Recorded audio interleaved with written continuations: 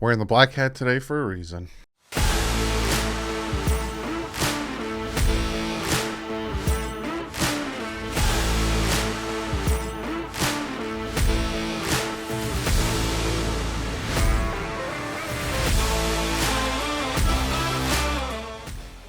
What is up, Finn fans? Today was supposed to be a fun day.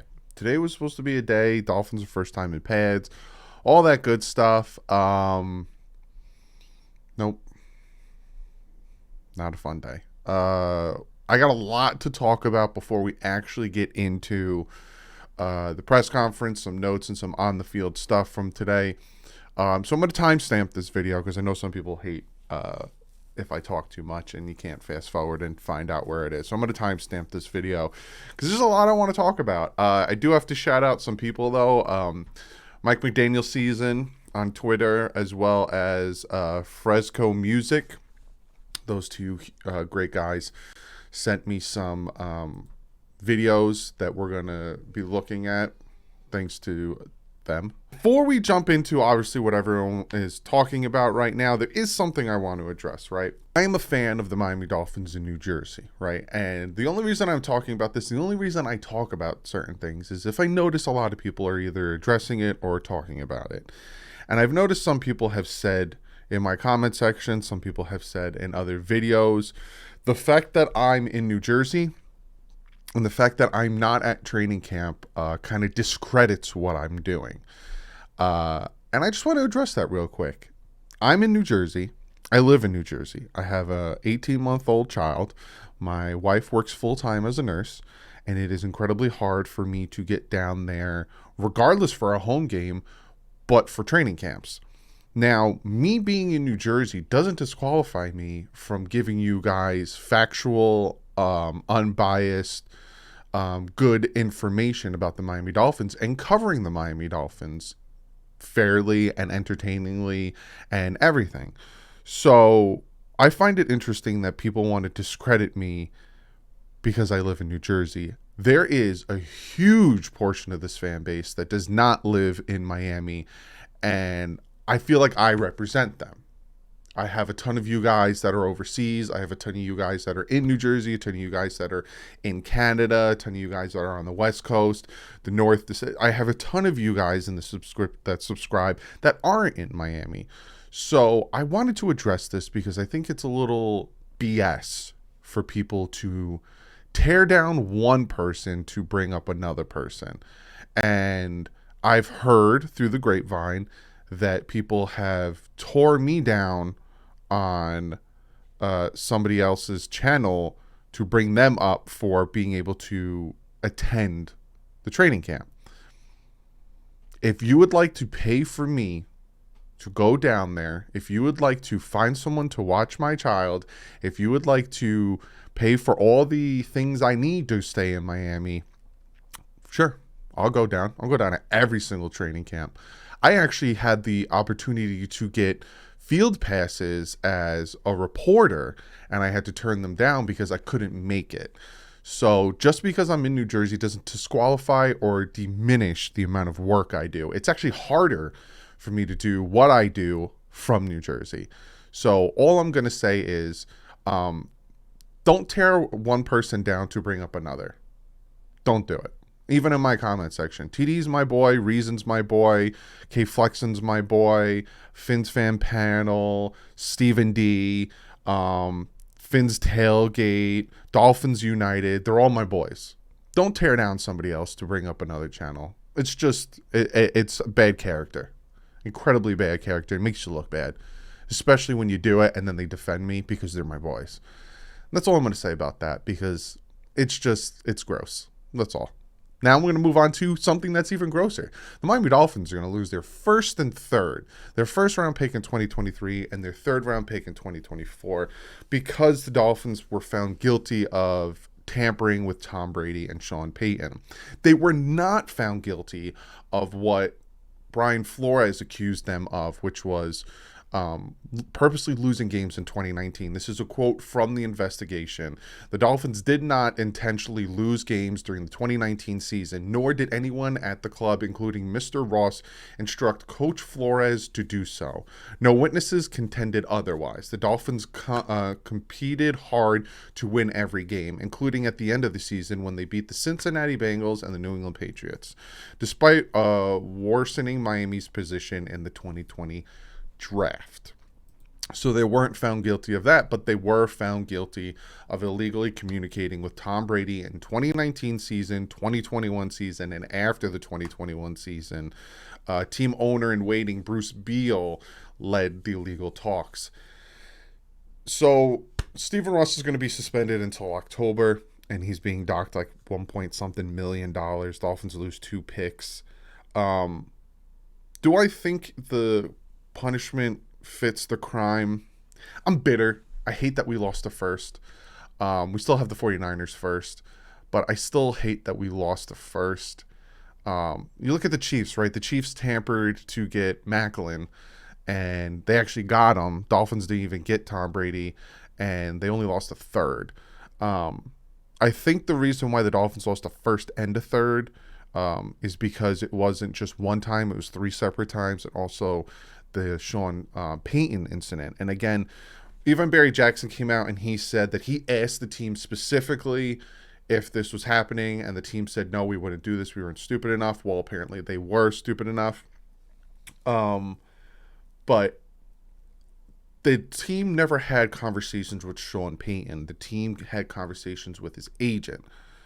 So there was never, like when Sean Payton said, I never talked to Miami, they didn't talk. There was no one-on-one conversation with Miami. There was conversations with his agent. I think Bruce Beal he should be disqualified from taking over the team when Stephen Ross retires. I think Stephen Ross needs to go. I think this is another blemish on his career, his record as the Miami Dolphins owner. We were at such a high. The team was doing well in training camp. We have this really talented team, brought in a head coach who kind of knows what he's doing. He's really smart. And now we're back to here. I think Stephen Ross should step down. I think Bruce Beal should not be able to take over the team. I think he should kick rocks. And I think they should bring in a competent owner. I'm sick of this. I'm sick of Bullygate. I'm sick of all this stuff coming out. I'm sick of constantly having to be a fan of a team where the owner is incompetent. So this was my last straw. Stephen Ross needs to step down. Stephen Ross needs to retire, and Bruce Beal needs to be disqualified from taking over the team, especially because he doesn't know what he's doing, because he is essentially a Stephen Ross clone. It's disappointing. Absolutely disappointing. I'm not even going to talk about his suspension in coherence with Deshaun Watson's suspension and how they're kind of the same, but they're not. I'm not even going to get into that because that's also going to get me very aggravated. And I want to talk about what happened at camp today. I want to show you guys videos. One last thing before we get into camp and what Mike McDaniel had to say. Preston Williams is not happy with the lack of opportunities he has on the team. He said he didn't demand a trade, but he will talk to his agent. And I liked Preston Williams. When we got him in as an undrafted free agent in 2019, I was very excited. When his play in 2019, I was very excited. Then his play in 2020, I was very excited. You can see my dog in the background. And then some of his play in 2021, I was very excited. But the whole point is he's upset with not getting enough opportunities. The man's had 3 years, and he cannot stay healthy. And the reason you don't have as many opportunities and you can't stay healthy is the reason why you're losing your opportunities, and the Dolphins have brought in a plethora of wide receivers. The wide receiving core has been not good and consistent for the past 3 years, besides Jalen Waddle last year. So if you were consistent, you would have your opportunities, and you'd probably be the number 1 wide receiver on the team right now. But you weren't, so there's that. So now let's get into camp after me dissecting and talking about everything. We're going to start with Mike McDaniel's presser. He talks about Dieter. He says, I don't have any concerns right now with information we have about the regular season. We will make the week play out and see where he is. I think they should bring in another center, a legit center, but you guys know how I feel about that. On Preston Williams' opportunity in the tweet that he says, I don't prioritize that necessarily, but I do prioritize opportunity for players to follow their dreams. People care. People want to do good. I get that. I don't hold much weight to that at all. I think he understands that, if you flex, you're going to get your opportunities. Look at Sanders. Sanders has been showing up. He's been getting a ton of opportunities. I constantly bring up his name. Same thing with Easy Same thing with Sherfield. You're hearing their names because they're on the field doing their thing. So we'll see how that all pans out. I trust Wes Welker knows what he's doing at the wide receiver coach position. On Eric, he says the strife of the rookie in the NFL is so often underestimated and understated. He is not making the same mistake twice, which I like. I like that too. Learn from your mistakes and never do it again, and build off of it and keep getting better. On the pad of practice, he says, if you practice the right way without the pads, it's less significant when they come on. I'm very happy with how we practice without the pads. It does help evaluate the run game, but I don't expect it to change drastically. From what I'm remembering that I wrote down, it wasn't that big of a drastic change, so he's a little bit right in that aspect. On Raekwon Davis and Austin Jackson dropping weight, he says on both sides of the ball, it behooves, this man with his words, a player to be at their maximum athleticism. And I like that Austin Jackson lost some weight and bulked up. Raekwon Davis didn't need to, but the fact that he did makes him more scary than he was before. On scheming up an offense and on scheming up offense, I don't know what I typed, with Hill and Waddle, he says it's difficult in the way, as I love this, it's difficult for a guy with 3 yachts to decide which yacht he's going to take out that day. He ain't wrong. On Tua hitting Hill deep, he says this wasn't the first time, and it won't be the last. And finally, he says Hill hit 23 miles per hour in a practice a few times, something you don't see very often. Zach Sealer, orange jersey for today. He was playing some AC/DC. He was playing some Metallica. I knew I liked Zach Sealer for a reason. Good music choices. No Butler, Dieter, Byron Jones, or Elijah Campbell. And Bayer Jackson reiterated they're not allowed to say who's wrong with the first and second team guys. So again, it's up for our interpretation. Now let's get to the on the field stuff, and then I'll get to some videos that these beautiful human beings on Twitter sent me. Again, if you're going to camp and you take some awesome video and you want to get shouted out like I did, email them to me or hit me up in a DM on Twitter. Send me some videos and I will shout you guys out because you guys are amazing for helping me. Apparently, because I suck at my job because I'm not in Florida. So we start with Tua rolling out, hitting a Hill for a 20-yard pass. First play on 11 on 11s. Tua comes out and shows just why. Just here, you know what? I'm going to roll out to my left. Boom. 20-yarder. Melvin Ingram blows up a run by Chase Edmonds. No gain. End around to Jalen Waddle. 15 yards. So one day he gets a handoff in the backfield. This time he gets an end around. Mike McDaniel wasn't lying when he said draft Jalen Waddle on fantasy. Tua hits Hill over the middle for a 20-plus yarder. Thompson with a nice back shoulder throw and catch to Sherfield. Deesh sealed off the edge. Love healing Kalen Deesh doing some well there. From what I'm hearing from TD, from what I'm hearing from all these other people that were at camp, Tua was on point at some points. Like I said, I did check in on his live stream. Shout out to TD if you haven't checked his live stream today. When they were doing just warm-ups and when they were doing one-on-ones, I was hearing that Tua was on point and Thompson was off a little bit. Teddy Bridgewater was off. So you're going to hear, I don't have much from Teddy, which I find surprising. Tua hits Smythe for an 8-yarder. Then Tua steps up and hits Waddle over the middle for another 25-yarder. Thompson hits Waddle on the sideline. Waddle gets his toes down. Boop. taps him in there. Great play there. Cameron Good comes up clean to force Thompson to throw the ball away. Saquandre White, nice patience, and he takes it to the outside for a 10-yard run. Melvin Ingram wins on a pass rush. Tua steps up away from it and hits Sanders. Tua's always very good at evading pressure in the pocket and not letting it affect him too much. I say too much because it still affected him a little bit. Tua finds Gesicki for a nice 8-yarder. Free rusher at Tua, who gets the pass off to Wilson. It's overthrown. Tua does a well with pressure, like I just said. So I put those notes in there for a reason. Port Augustine sacks Teddy Bridgewater. Sam McGuavin, nice tackle for loss on the running back. It wasn't mentioned which running back it was. Darius Hodge gets pressure on Thompson, forcing him out of the pocket, and then eventually runs out of bounds for a loss of yards. Skylar Thompson, quick twitch to avoid pressure and hits Cedric Wilson Jr. on a short pass. Tua evades pressure, wants to go deep. Good coverage. He hits Sathan Carter underneath instead. Chase Edmonds with a nice run behind Robert Hunt into the secondary, eventually stopped by Javon Holland. Tua hits Gesicki high, hits his fingertips. And then the ball kind of bounces, and Brandon Jones almost intercepts it, drops the ball. So he was trying to hit Gesicki deep, threw the ball a little bit too high. Gesicki couldn't get his hands on it, almost intercepted by Brandon Jones. To a deep pass to Eazy-E for 68-yard touchdown. Tua hit him for about 35 yards in the air. Rookie stiffed-armed a defender to the ground and took it the rest of the way for a touchdown. Great play there. Tua hit Gesicki for a big chunk there. Then again, hit Gesicki for another big chunk. Love hearing Gesicki. We haven't heard Gesicki for the past 4 days, so I love hearing his name come up. Tyndall comes up free up the middle. Skylar Thompson tries to get the ball off. Scarlett gets his hands up, Brendan Scarlett, and knocks the ball down.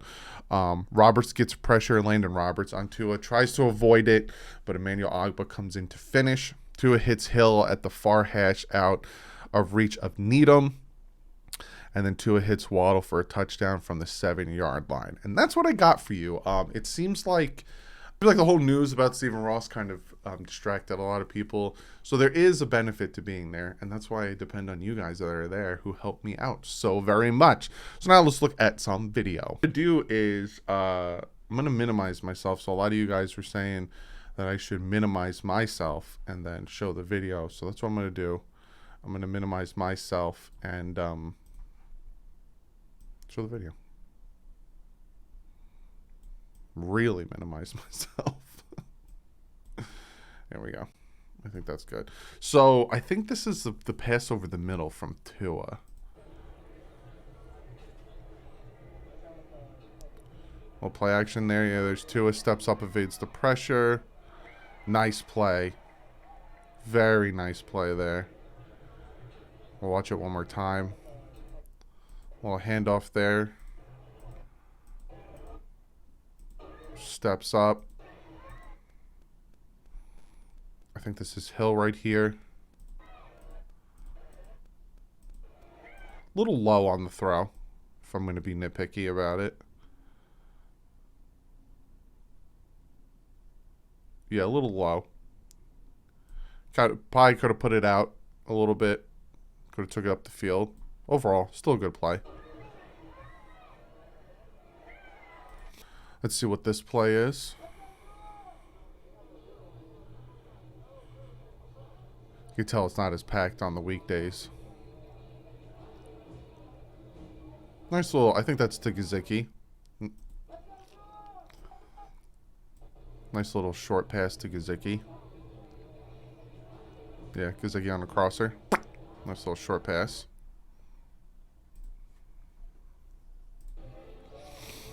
Let's see what this one is. I think that's Skylar Thompson. Hand off to the... Oh, that's the outside run from Saquandre White. You can see he kind of gets to the outside there.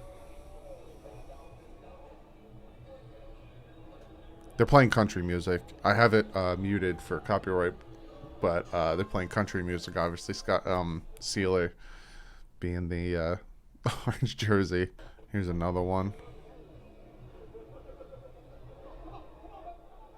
Nice.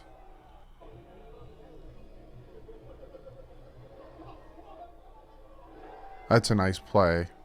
That is the pass from Tua to Easy E.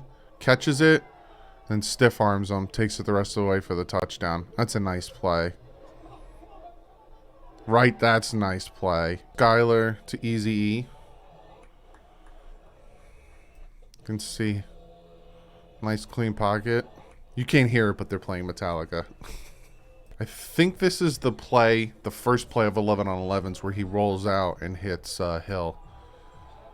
Look at that. Look at that. Look at that. Look at that. What did he just do? What did Tua just do?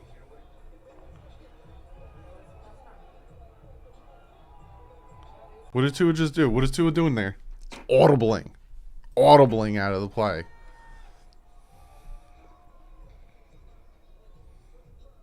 Yep. Yep.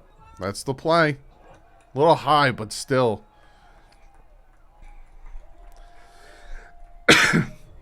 Love seeing him audibling. Love seeing it. See the other receivers changing it up? Absolutely love that. These are videos from Tommy. Shout out to Tommy as well. Let's see this one. Start it over. This is Tua as well. He has Mostert to his right. Nice throw to Hill over the middle. Overall camp, pretty decent camp. Good on the defense, good on the offense. Tua made some sharp throws. There was nice catches, like seeing Sanders getting hit some, like seeing Sherfield getting some. If it wasn't for this horrible news, I would say this is a very good day, but because of this horrible news, it's a horrible day, in my opinion. Good day at camp, horrible day as a Dolphin fan. Comment below. Let me know what you think about our punishment. Let me know what you think. And other than that, guys, I will see you tomorrow. Tomorrow's also again, if you are there and you want to shout out and you send me videos, please let me know. Hit me up in an email. Emails in the description. Also, you can DM me videos. If you do, I'll shout you out. I appreciate you guys for going, and I appreciate you guys for taking videos for me. But other than that, guys, I'll see you tomorrow. But like usual, stay classy. Fins out.